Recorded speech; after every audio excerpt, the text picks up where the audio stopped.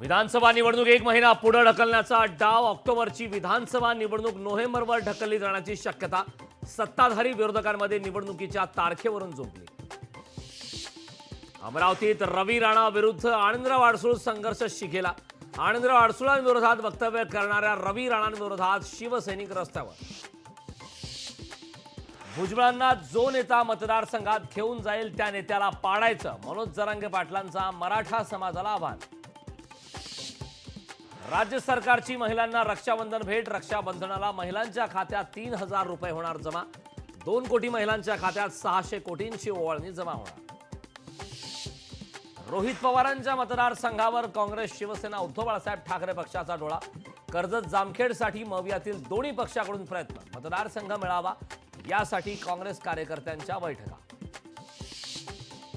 भारताच्या ऑलिम्पिक मिशनला धक्का. विनेश फोगाटचं गोल्ड जिंकण्याचं स्वप्न भंगलं. काही ग्रॅम वजन वाढल्यानं विनेश फोगाटची फायनल खेळण्याची संधी हुकली.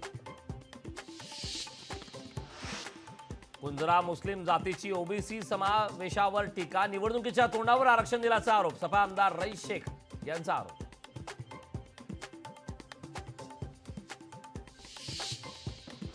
नाशिकमध्ये शेतकरी आक्रमक. जमिनीचा मोबदला न दिल्यानं शेतकरी आक्रमक. भाजपाचे नेते उद्धव निमसेंच्या नेतृत्वात शेतकऱ्यांचा मोर्चा. पश्चिम विदर्भात लाडकी बहीण योजनेसाठी 17 लाख अर्ज. आतापर्यंत 15 लाखाहून अधिक अर्ज मंजूर. वर्ध्यात काँग्रेसमध्ये उमेदवारीसाठी चुरस. 4 विधानसभा जागांसाठी 10 उमेदवारांनी मागितली उमेदवारी. बांगलादेशातील हिंदूंचं रक्षण करणं केंद्राची जबाबदारी. जनतेच्या संयमाचा राजकर्त्यांनी अंत पाहू नये, उद्धव ठाकरेंचं विधान.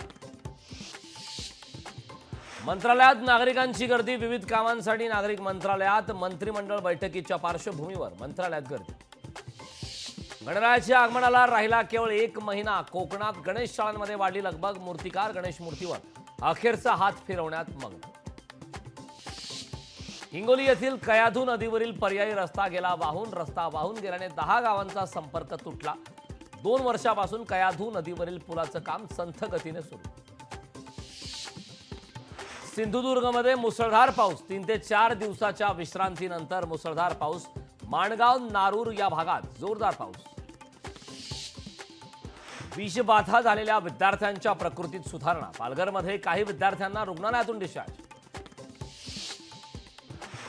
पंढरपुरात सखल भागात पाणी शिरल्यानं 100 कुटुंबांचं स्थलांतर.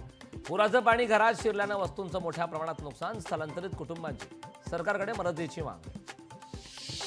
अहमदनगरमधील तरुण जिहादी विचारांनी प्रभावित. पॅलेस्टाईनला जाण्यासाठी तरुणानं घर सोडलं, परंतु पोलिसांनी समुपदेशन करून तरुणाला घरी आणलं.